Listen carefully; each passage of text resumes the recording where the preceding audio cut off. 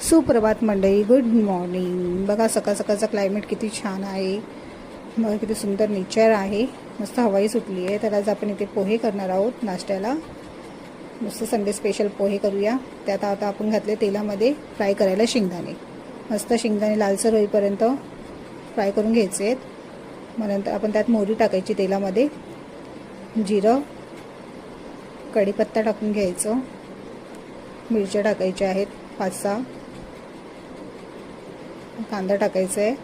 असं कांदा टाकल्यानंतर मस्त असं लालसर होईपर्यंत परतून घ्यायचं, म्हणजे पोह्यांना छान टेस्ट येते, छान होतात पोहे. असं लालसर भाजून घ्यायचं.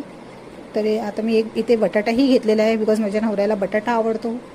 सो मी इथे बारीक चिरून बटाटा घेतला आहे. तुम्ही नाही घातला तरी चालेल, आवडीनुसार असं बटाटा घालायचा किंवा नाही घातलं तरी चालेल.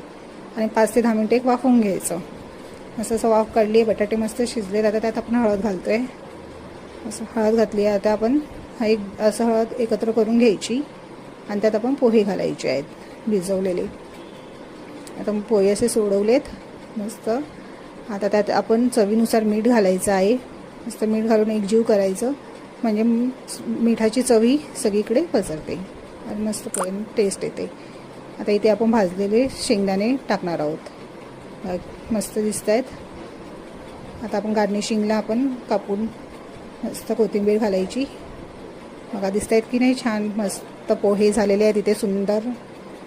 आणि तुम्हीही करून बघा, मस्त घरी छान झाले आहेत पोहे मस्त. एका बाजूला आता आपण इथे चहा घातलेला आहे.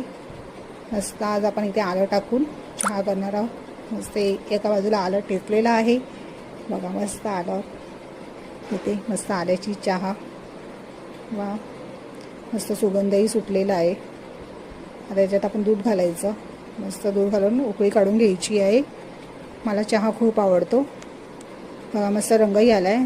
मी तर टी लवर आहेच. तुम्ही आहात का मला कमेंटमध्येही सांगा. लाईक करा, सबस्क्राईब करा, बेल आयकॉनवर क्लिक करा.